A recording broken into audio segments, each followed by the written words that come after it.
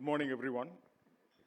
It's a great opportunity to talk to all of you about some of the things that we at Godrej are trying to help the sustainable agriculture, which has been our one of the core themes that we have started very recently. But I'm sure that in the days to come and years to come, we are very particular that that's the one thing that we can contribute to this Indian agriculture in a great way. So I'll talk about a few things that we are doing in terms of supporting the farmers of this Indian farmers, and I think it's some of the things which the industry is aware about it. Just a recap of what we are doing right now in the country. So, does it work? Okay, I'll just use this one. I think one of the things that we at Godrej, I think it's a 125 years old or young company that we call. It's a brand that is a household name. You go to any corner of the country, you are recognized because Godrej is a household name. And the crop protection business is a part of the entire, in the under the Godrej name that we have company. We have multiple businesses, and obviously crop protection business is one of the core businesses that we take pride in selling solutions to the Indian farmers. So our motto is to constantly innovate and improve farmer productivity and help feed our nation. And that's how we look at this business, particularly from the introducing the new products and our way of talking to the customers or even the end user or the farmers. So I just want to take two examples. I'm sure that we have several things that we are going around. We are working on some of the key crops in the country, basically cotton, chili, grapes, vegetables, apple. But I would like to take only two examples for this time slot what I have. And I just want to take you through what we are doing in terms of the sustainable cotton production. Just a small introduction on the cotton story, which we are all aware. The Indian cotton growing states predominantly spread all across, but I know that there are very key cotton territories that we normally look at: North, Maharashtra, Andhra, Telangana, Karnataka, and some parts of Tamil Nadu. These are the major cotton growing states, and we really have we are the first in terms of the cropped area. Last year they said about 13 million hectares of cotton that we have. It's one of the important cash crops that we have in the country. And we are in terms of production, we are number 2. Obviously, we are competing with some of the bigger economies in terms of production. And only the point here is the global average is about 7.8 quintals per hectare. But in our case, we are at 32nd position in terms of productivity, which translates to about 4.6 quintals per hectare. That's the sad part of the whole thing. We are number 1 in cropped area, 2nd in production, but I'm sure that we are at 32nd in terms of the productivity. And I'm just going to examine few factors which is actually pushing us down in terms of productivity, which we are all aware. Obviously, the first thing that comes to our mind is, the rainfall. Most of our cotton cultivated in India is rain-fed. I think June 10th, the monsoon doesn't reach Maharashtra, everybody gets panic. And this year, we are impacted by the climate change, erratic weather conditions, which the speakers before me also talked about it. So we are no way different from the reasons that we see as a part of the cotton cultivation here. So the rain-fed is an important aspect of cotton cultivation. And obviously, the problems associated that is, even if you have irrigated cotton, you can talk to the farmers. They will be saying that they don't have enough irrigation sources to have a frequent irrigation as they would like to have to grow their cotton more effectively or more productively. And obviously, the frequent rains, sometimes untimely rains, I would say, resulted in excessive wheat competition. Especially this particular year, the monsoon was delayed and we got the monsoon somewhere around July. And the whole, the cotton production, cultivation was impacted. And especially the herbicide, when the weeds were competing, labor shortage, everything was in a short span of time. The farmers have to really run helter-skelter and then try to see how they can manage, because wheat competes with the crop. Obviously, the farmers won't want to lose the crop, because that's where the good start of the crop comes from. Obviously, that results into retarded crop growth. We saw this year how the growth of the crop was impacted in especially in Maharashtra and other areas, and that leads to farmers adopting some cultural practices as well. If the rain is good, probably they will not be able to enter into the field. But the weeds or the pest doesn't understand that. They have to make sure that the cotton crop is being cultivated effectively. So I think all these problems are very common and very clear. One thing that I want to tell you here is, I'm sure everybody will agree to that, is climate change is there. It's for real. And I think we need to look at, instead of saying what the monsoon is going to do and how it is going to come, how are we going to effectively grow our crops even under this changing climatic conditions? Are we ready for that? So we took a bit of that, and I think we have been working in cotton herbicides for a long time. And you will appreciate the fact that, the competition from the weeds is about 45 to 50%. Just a little bit of a deeper introspection will tell you that the first 30 to 45 days for cotton crop is critical, and you don't have a scheduled rain that can come in, and probably there is going to be a situation where the rains are going to come either early or late, but the farmers have to control the weeds, which is very critical. Otherwise, they are bound to lose the yield up to 45 to 50%. Obviously, the other factors like insects, pests, and diseases are also there, which also impacts a larger way to the cotton cultivation. So what we can do, I mean, if you look at the conventional weed management practices are also very inefficient in controlling weeds.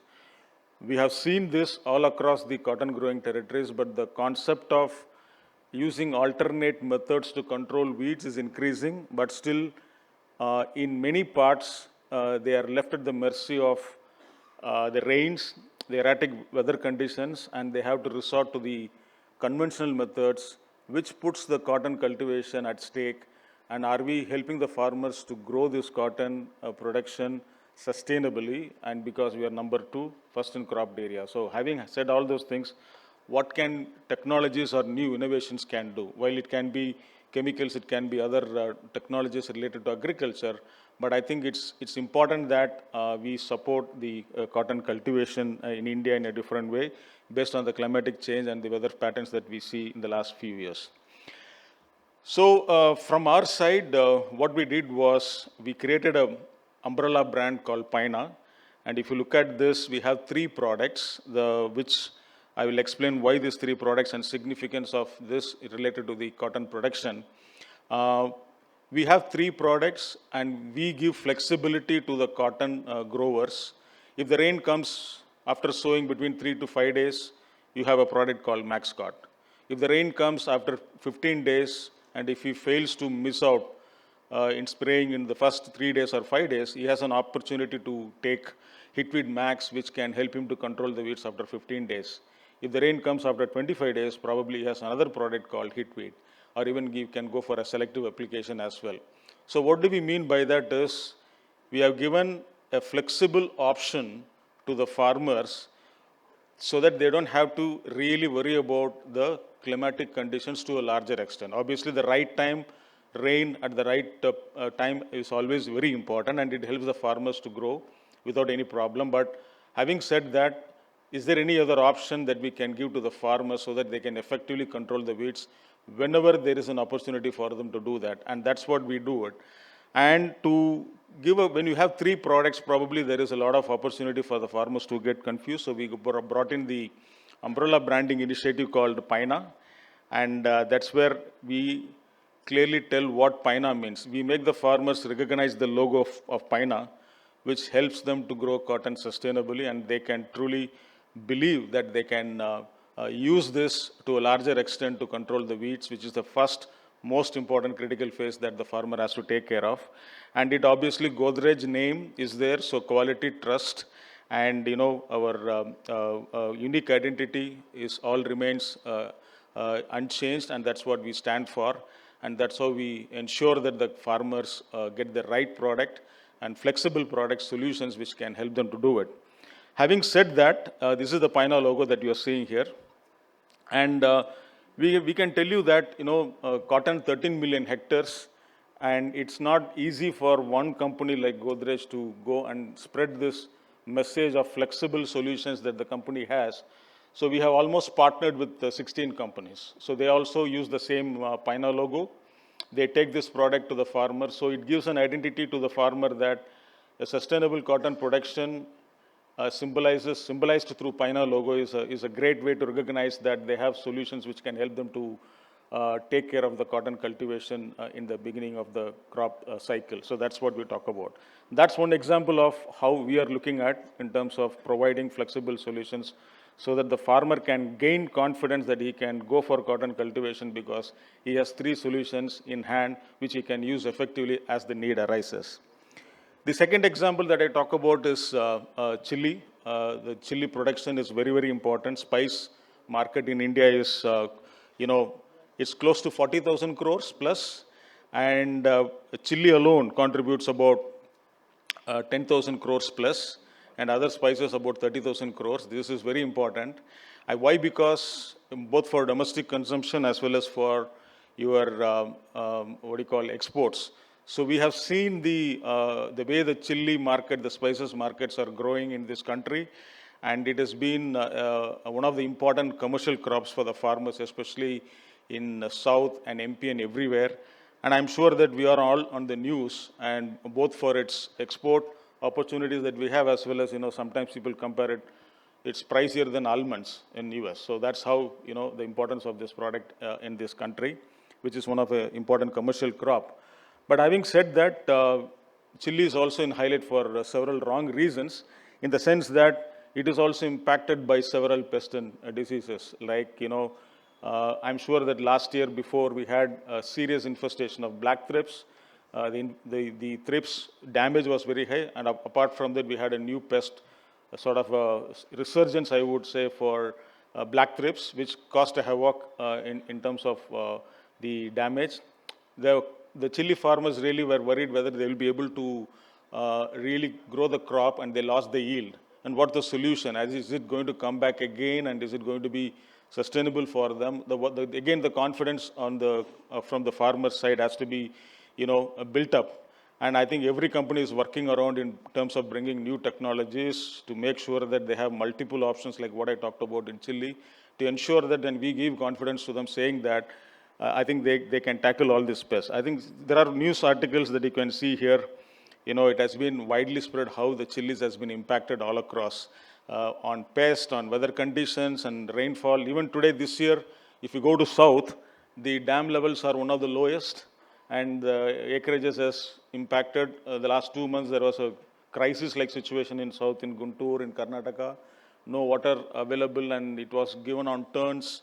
The government has to stop the water, to the farmers because they couldn't supply more from their dams. And now suddenly, last 2 weeks, 10 days back, we had a cyclone, and we read a report like 15 to 20% of the crop is getting damaged. So how do we really help the farmers under this changing, erratic conditions, and make sure that this crop, which is very important crop, a commercial crop, which also gives us a pride that we are the largest exporter of chili in the country, in the world, gives us a great importance for us to work with them and bring some solutions. I think we also understand the yield for a farmer, where he really wants to focus is on the flowering stage, which is the critical life stage. We all know this, how the small bud flower turns into a bud, and then eventually translates into a chili fruit. This is how it is. But this is where the point of concern to the farmer, especially when the most vulnerable part of the whole life cycle of the chilies is this one, where you have multiple pests coming in, and he needs to have a solution. I think you go to markets like Guntur, the farmers spray almost every week or every 4 or 5 days. is that a sustainable way of doing chili cultivation? When you have multiple pests coming in, when you have too many things at one go, is it sustainable to do that? That's the question that we should ask ourselves from our R&D perspective, from our innovation perspective. And I'm sure that we all know this. The life stages of chilies is there. Thrips alone, if left uncontrolled, can cause up to 80% of the damage, and mites 34%, and obviously borers 25 to 73% if you don't really take care of them. And the pain points of the farmers are obvious that to control all this, 51 species of insects are there. Imagine he has to deal with that in the entire life cycle. More than 45 different pesticides are being used, and you can imagine the cocktail made by the farmer to spray to control the pest because it occurs multiple times. So he needs an effective solution, not only from the climatic conditions, but also from taking care of the different pests that can come at different stages, which is especially, very critical. Economic yield predictor is the flower time that has to be really taken care. As I said, they spray about every week, and we have seen that crop getting devastated because of this invasive pests. So we introduced, in collaboration with Nissan, Russian Bond, a combination product, and I think it's a one-shot solution which can take care of all the three pests during the flowering stage, which was supposed to be the most important part because that determined the yield of the crop. And we are very happy to partner with companies like Nissan and bring those technologies into the country. And today what happened is we are able to give a confident response to the farmer that your flowers can be protected, and Ration Bond is the right product for you to use it. And obviously, we have made very clear that you can actually reduce the number of sprays if you can use it at the proper stage, at the proper level. So we gave a lot of information how to control the pest. They don't have to spray every week. Simply put in simple words, the chili farmer doesn't have to spray every week to control the pest, going back and forth. I was talking to one of the Guntur farmers. Under these conditions, to keep the crop going on, he has to hire a water tank, which is 15,000 rupees to manage irrigation for 1 acre just a month back. So when he is spending so much money on this, and again we ask him to spend so much money on pesticides with multiple pests, and an unscientific combination being done by the farmer in terms of cocktails, whatever he feels, and he is the best doctor available, plant doctor available, and he takes all the things like we talk about, like Google doctor. So I think it is responsible from our side, from the industry side, how do we really take care of all this stuff, and how do we educate them that we need to bring and work on innovating new products which can help the farmers, and that's what we are trying to do with our partners here. And I stop here because we have done so many other things in terms of grapes, in terms of apple, but I'm sure that this will be an ongoing effort from our side. And as a company, Godrej stands by its value, and we are dedicated in improving the productivity of the Indian farmers. We will keep bringing in innovating, and we'll keep bringing in new products through our own in-house as well as through licensing. The first example, cotton, is about what we have done on our own, and the second example on chili is what we can collaborate effectively to bring new technologies into this country. And that's how we mean that sustainability is not just by speaking itself, but by bringing solutions that can impact the lives of the farmer. Thank you.